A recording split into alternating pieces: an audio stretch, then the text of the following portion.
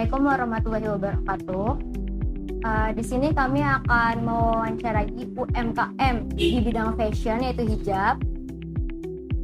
Di sini kami sudah bersama dengan pemilik Dinda Hijab yaitu Dimas Yuda Praditya. Dan sebelumnya perkenalkan rekan saya yaitu Saya Nanda Dewi Yunisi. saya sendiri Dwi Yunita Karismawati.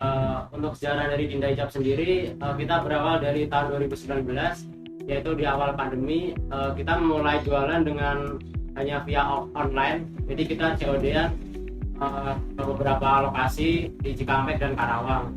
Kemudian di tahun 2020 kita mulai membuka offline store, tepatnya di Jalan Raya Suranggowaluyo, Kecamatan Teluk Jambi Timur. Di situ kita mulai membangun offline store yang berdiri sampai sekarang. Oh ya Kak, boleh tahu nggak produk-produk Dinda Hijab ini ngambil dari orang lain atau produksi sendiri? Oh ya, untuk produksi sendiri kita untuk awal ngambil dari barang orang lain. Cuman mulai waktu beriring kita mulai produksi dari pembelian bahan, kemudian konveksi itu kita handle sendiri. Dan ada beberapa kerjasama juga dengan konveksi begitu. Jadi semuanya kerja sama berapa konveksi? Untuk konveksi sendiri ada 2 ya Kak, kita ada di Bandung dan Jakarta. Masing-masing per konveksi itu ada berapa penjahit, Pak? Untuk konveksi 1 kita tuh di Jakarta ya Kak, itu ada sekitar 5 penjahit. Dan kemudian di Bandung kita ada 2 tempat, itu masing-masing tempatnya sekitar ada 4 orang. Jadi itu ada 8 orang.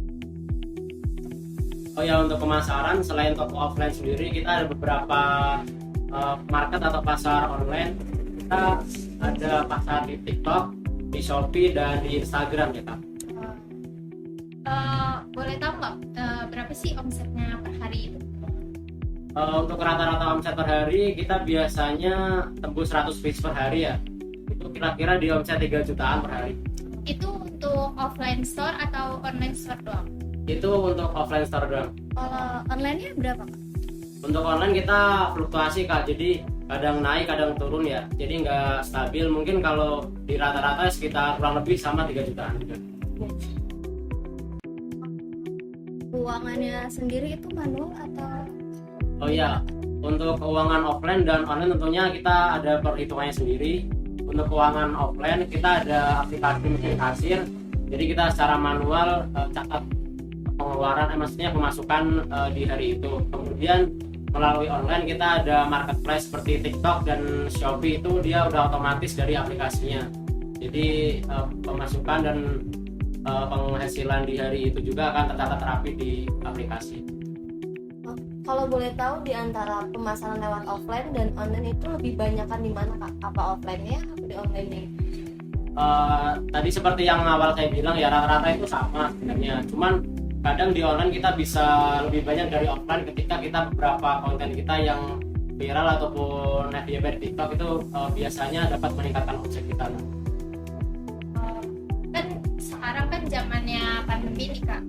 Gimana sih keadaan di toko atau di online kayak gitu, atau sepi atau apakah malah rame? Untuk toko offline sendiri kita awal buka itu karena pandemi ya Kak, malah justru mungkin kalau pandemi ya tidak terlalu berefek ke kita. Dan untuk pasar online sendiri pun tidak berefek kalau untuk masalah pandemi, justru malah online kita terus jalan saat pandemi. Jadi pas pandemi malah buka toko gitu kan? Ya pas pandemi lah kita buka toko offline. Ada nggak sih Kak kendala-kendala Kakak nih cara memasarkan produk ini, apalagi lewat online ya Kak? Pastinya banyak banget tuh saingannya ya. Cara Dinda Hijab bersaing gimana sih? Mungkin kita menghadirkan sesuatu yang berbeda dari yang lain ya Kak. Kita intinya fokus ke hijab dulu, jadi kita tidak bercabang untuk berjualan yang lain. Karena kalau kita fokus terhadap suatu produk itu, maka kita akan berhasil di bidang tersebut. Berarti konsisten ngejual Ya, hijab konsisten. ini ya gitu. Untuk modelnya sendiri itu untuk anak-anak atau remaja atau untuk orang dewasa seperti ini? Untuk market pemakaiannya itu kita dari remaja dan dewasa, ada beberapa juga untuk ibu-ibu. Jadi marketnya kita cukup luas untuk hijab. Jadi rata-rata tuh untuk kalangan dewasa atau kalangan yang muda? Rata-rata kalangan ini Kak, umur 18 sampai 24 tahun. Berarti milenial ya kayak masuknya itu. Milenial dan Gen Z. Gimana sih Kak cara mempertahankan gaya hijab pas lagi di masa-masa pandemi? Untuk mempertahankan ya saat tadi kayak yang aku bilang tadi, intinya fokus ke satu bidang itu. Jangan pikiran kita bercabang untuk berbisnis yang lain sehingga kita pikiran pun jadi ruwet intinya gitu. Kalau menurut kakak dengan mempertahankan kualitas itu berdampak nggak sih sama apa jangan gaya hijab ini ikut perang harga atau gimana gitu?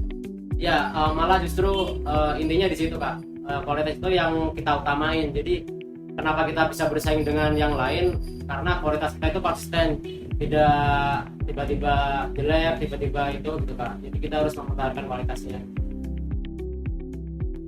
Kalau boleh tahu Dinda Hijab ini udah punya tim atau kakak sendiri yang masih ngelola? Oh ya, untuk di toko kita, aku ada teman yaitu partner, jadi ada 2 orang dan ada lagi 1 karyawan. Tapi kalau dibilang apa ya, tim konveksi dan lain-lain juga masih banyak karena ada penjahit itu tadi ya. Oh iya. Jadi kalau dimasukin ke tim juga bisa saja gitu. Jadi untuk tim yang di store itu beda-beda tugasnya atau gimana Kak? Ya setiap orang ada tugasnya masing-masing. Ada yang admin toko, ada juga yang tim marketing, ada juga tim packing. Pertanyaan terakhir nih ya Kak dari aku, mau nanya alasan kakak kenapa sih Kak bikin bisnis hijab ini? Oh ya, awalnya aku berpikir kenapa mencari bisnis yang hijab ini karena marketnya luas Kak. Jadi market hijab ini luas. Kalau kita menjual barang yang banyak dicari orang lain, maka kita akan mudah untuk menjualkan barang tersebut. Oh berarti marketnya luas makanya hijab ini. Iya, berdiri. makanya kita. Sekian ya Kak ya, makasih banyak nih udah bantu Mau kita ditanya-tanya. ya, mau ditanya-tanya, mau di wawancara ini. Sekian wawancara dari kelompok kita, kurang lebihnya mohon maaf.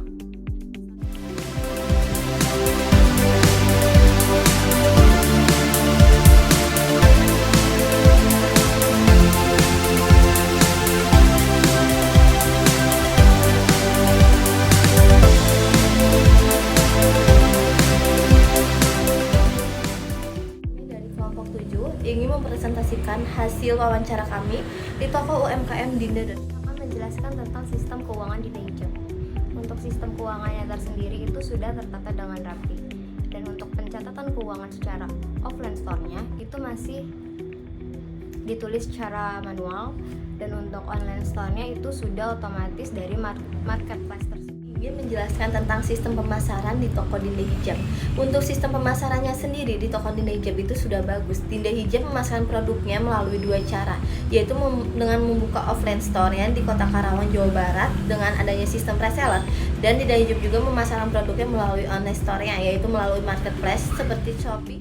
Di sini saya Krisanti akan menjelaskan tentang sistem sumber daya manusianya sendiri di toko Dinda Hijab. Toko Dinda Hijab sendiri ini memiliki sebuah tim yang berada di konveksi berjumlah 16 orang, sedangkan yang di tokonya sendiri memiliki sebuah tim yang berjumlah 3 orang. Sekian penjelasan dari kelompok kami, kurang lebihnya mohon maaf. Wassalamualaikum warahmatullahi wabarakatuh.